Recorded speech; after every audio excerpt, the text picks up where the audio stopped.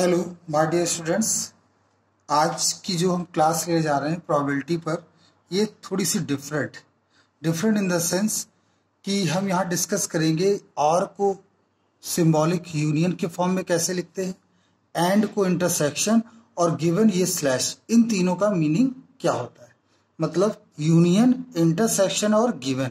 आपने देखा होगा जो फार्मूले हमने कंडीशनल प्रोबेबिलिटी के लिखाए थे उसमें एक गिवन करके आता है। गिवन मतलब इसमें आपने एक फार्मूला देखा होगा, वो लिखा होता है P A union B is equal to P A plus P B minus P A intersection B। एक आपने ये फार्मूला देखा होगा, बहुत कॉमन सा फार्मूला।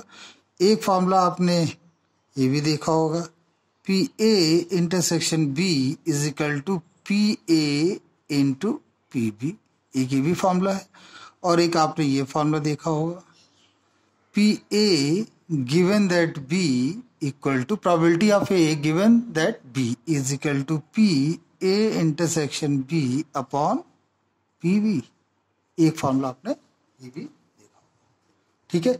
तो ये इन चीज़ों को समझाने के लिए बड़ा सा फाइन एग्जाम्पल मैंने लिया है। अगर आप थोड़ा सा और प्रोबेबिलिटी में डीपली स्टडी करना चाहते हैं तो इस वीडियो को अंत तक देखिए। ये हमने क्या बना रखी, ये है वी हैव 10 बॉल्स। हमारे पास 10 बॉल्स हैं जिसमें 5 उन पे नंबर्ड है, वो उन पे नंबर लिखे हुए हैं बॉल्स पर। उसमें से 5 बॉल्स है वो रेड कलर की है, उन पे नंबर पड़े 1 2 3 4 5। 2 बॉल्स हैं वो ब्लू कलर की हैं, उन पे नंबर है 6 और 7। और ग्रीन बॉल्स 8 9 10, 3 कलर हैं, कुल मिला के RBG, रेड ब्लू और ग्रीन। तो जो नंबर्ड है 8 9 10 वो ग्रीन से रिलेटेड है, 6 7 वो ब्लू से रिलेटेड है, और 1 2 3 4 5 वो रेड से रिलेटेड। अब अगर आपसे पहला क्वेश्चन पूछा जाए कि फाइंड द, अब ध्यान से देखिएगा बच्चों, ध्यान समझिएगा फर्स्ट पार्ट, कि find the probability of red ball. तो आप जानते हैं रेड बॉल के लिए क्या होगा, बहुत सिंपल सा। फेवर में कितने केस हैं, 5, टोटल केस कितने हैं, 10। ये आपका आंसर हो गया, ठीक है, 5/2, बिल्कुल सही। अगर मैं यहां पर पूछूं कि ग्रीन बॉल होने की क्या प्रोबेबिलिटी होगी, तो सिंपल, टोटल एक बैग में बॉल्स हैं 10, जिसमें से 5 रेड हैं, 2 ब्लू हैं, 3 ग्रीन। तो ग्रीन होने की प्रोबेबिलिटी क्या हो जाएगी, 3/10। बहुत सिंपल, वेरी गुड। नेक्स्ट अगर मैं पूछूं कि P प्रोबेबिलिटी बताइए R यूनियन जी, मतलब आइदर रेड हो और ग्रीन हो, इसका मीनिंग ये होता है, और आइदर रेड हो और ग्रीन हो। तो आइदर रेड हो और ग्रीन हो, तो इसके लिए अब ये फार्मूले में ध्यान रखिए, आप बिल्कुल भूल जाइए। ये एक्चुअली फार्मूले कहाँ से आए, ये उसका ही कॉन्सेप्चुअल फ्रेमवर्क है। तो आइदर रेड हो और ग्रीन हो, इसका मतलब हो गया कि कॉमन सेंस लगाइए, आप कब जीतेंगे, आपकी विश कब पूरी होगी, या तो वो ग्रीन हो या वो रेड हो। तो रेड के केस में 5 हो गए, ग्रीन के केस में 3 हो गए, तो 5 3 8, 8/10 ये आपने निकाला, बहुत बढ़िया। अब मैं यहाँ प्रोबेबिलिटी पूछता हूँ P R इंटरसेक्शन G। अब आपसे कहा जाए कि एक बॉल निकालिए और वो बॉल आपकी रेड एंड ग्रीन हो, तो ऐसी तो कोई बॉल हो ही नहीं सकती जो रेड और ग्रीन दोनों ही हो। तो उस केस में इसकी प्रोबेबिलिटी क्या हो जाएगी, फेवर में केस है 0, टोटल है 10, ये हो गया 0, क्योंकि आप एक बॉल निकालो, वो बॉल कैसी हो, रेड और ग्रीन। तो ये आपको समझ में आ गया होगा। नेक्स्ट देखिए आगे, अब हमने कहा probability of being even ball. Even ball, even और ऑड आप जानते हैं, इवन जो डिविजिबल बाय 2 हो, ऑड जो नॉन डिविजिबल बाय 2। तो इवन, इवन का मतलब वो जो डिविजिबल बाय 2। तो आप देखिए आपके पास कितने इवन बॉल्स हैं, 2 4 6 8 एंड 10, 5 है आपके इवन, टोटल है आपके 10।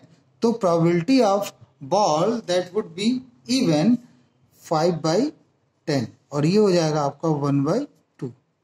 नेक्स्ट हम लिखेंगे, समझ आ रहा होगा बच्चों, फिर हमने लिखा P E intersection R। Even हो और रेड हो, देखिए इवन एंड रेड हो, तो इवन एंड रेड हो तो देखिए हम किस में जाएंगे, इवन भी हो और एंड रेड हो, इवन 2 4 6 8 10, लेकिन उन्होंने एंड रेड भी हो, मतलब ये दोनों क्वालिटी उसके अंदर होनी चाहिए। तो इवन और रेड के केस में तो हमारे पास 2 और 4 ही है, मतलब 2 ही केस है हमारे पास। तो हम लिखेंगे 2/10 और टोटल केस कितने, देखिए इवन एंड रेड का मतलब ये दोनों, it the object should contain both properties of even and properties of red. देखिए 2/10 आ गया। अब प्रोबेबिलिटी यहां हम लिखेंगे G, ग्रीन यूनियन ऑड। अब ग्रीन यूनियन ऑड का मतलब ये हो गया आइदर ग्रीन हो और ऑड हो। तो ग्रीन और ऑड दो, आइदर ग्रीन और ऑड हो, या तो ग्रीन हो या ऑड हो। तो आप देखिए यहां पर ग्रीन 3 है केस हो गए, और ऑड कितने हैं, तो ऑड के बारे में अगर बात करें तो ये जो 3 आपने लिए, 3 तो ये हो गए, और ऑड देखेंगे तो 1 3 5 7 9। तो चूंकि 9 तो 2 टाइम्स आ जाएगा, 9 तो यहाँ 2 टाइम्स आ जाएगा, तो इसलिए हम उसको 2 टाइम्स ना काउंट करते हुए एक ही टाइम काउंट करेंगे।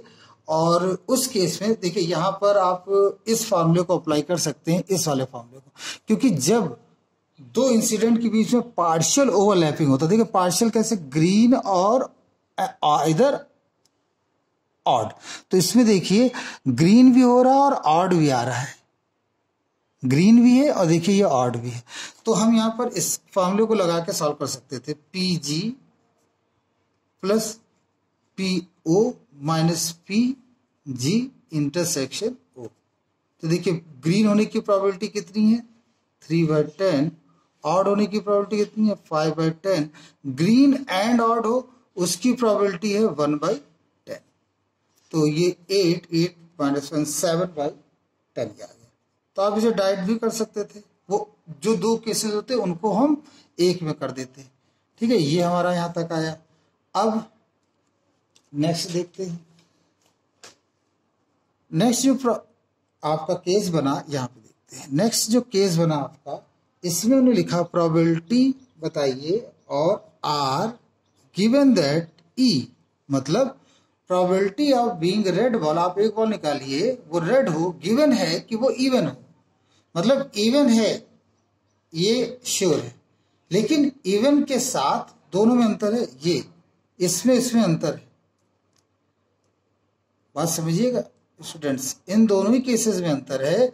इसमें गिवन दैट, इसमें दोनों प्रॉपर्टीज कंटेन करनी चाहिए, और इसमें ये पहले से अंडरस्टूड है कि वो इवन हो, उसमें से रेड बॉल होने की प्रॉपर्टी। ये बोथ केसेस इसमें इंडिपेंडेंट है, इसमें बोथ केसेस, ये जो आर ई का होगा ये डिपेंडेंट केसेस का होगा। तो हम यहां पर लिखेंगे given that probability of being red ball given that it is even. तो इवन में हमें, देखिए इवन में हमें रेड बॉल सेलेक्ट करनी, तो इवन कितनी है, वो है हमारे पास 5, और उसमें रेड बॉल कितनी है, इवन हो और वो गिवन दैट इवन एंड वो क्या हो, रेड हो। तो देखिए इवन तो हमने को लिख लिया 2 4 6 8 10, और वो रेड हो, तो वो केस हमारे कौन से मिल रहे हैं, 2 और 4। तो ये हम यहाँ पर 2 लिख देंगे, 2/5। अब यहां पर हम देखते हैं अगला प्रोबेबिलिटी। देखिए given that probability of even number, even ball, given that it would be red, it was red. तो इट वाज रेड, रेड में कितने हैं हमारे पास 5, और उसी 5 में हम ढूंढेंगे इवन। अब इससे मतलब नहीं हमारा है, देखिए ये जो गिवन होता है इसका मतलब है कि हम लिमिटेड कंडीशनल केस में आ गए कि वो रेड में से ही आपको इवन ढूंढनी है, रेड और इवन नहीं ढूंढनी है, रेड में से इवन ढूंढनी है। तो इवन का केस यहां पर आ जाएगा, रेड में इवन कितने हैं, 2 और 4, तो हम यहां लिख देंगे 2। फिर हम यहां लिखते हैं एक और case, P E given that it is a green. तो ग्रीन में हम देखेंगे, ग्रीन है हमारे पास 3, और उस ग्रीन में इवन कितने हैं, वो है 2, ये आपका इसका बना। फिर P green given that E, अब इवन कितने हैं, इवन तो हमारे पास इवन तो हमारे पास 5 है। अब हमें 5 तो हम लिखेंगे, लेकिन हमें उसमें कौन से चाहिए, ग्रीन वाले, तो ग्रीन में कितने आ जाएंगे 2, तो आप यहाँ 2 लिख देंगे। मैं जानता हूँ स्टूडेंट थोड़ा सा ये टिपिकल है, बट अगर आप थोड़ा सा प्रयास करेंगे तो ये चीजें आपको समझ में आ जाएंगी। तो हम इसको बताना चाहते हैं, ये गिवन स्लैश का मतलब क्या होता है, इवन हो या गिवन ग्रीन हो या गिवन रेड हो या गिवन इवन हो, इसका मतलब ये होता है कि हम कंडीशनल बात कर रहे हैं।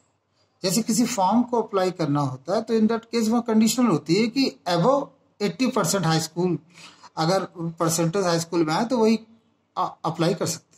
तो इन दैट केस हम पहले से जो भी सिलेक्शन होगा वो गिवन दैट है कि all students which are going to participate और going to be selected must keep above 80% marks, isn't it? So we should clear about that. तो ये हमने यहाँ पर इसको लिख लिया, और मेरे ख्याल से आपको ये कॉन्सेप्ट यहाँ पर समझ में आया होगा। इसके नेक्स्ट वीडियो में हम एक दूसरे कॉन्सेप्ट को समझेंगे। Thank you very much.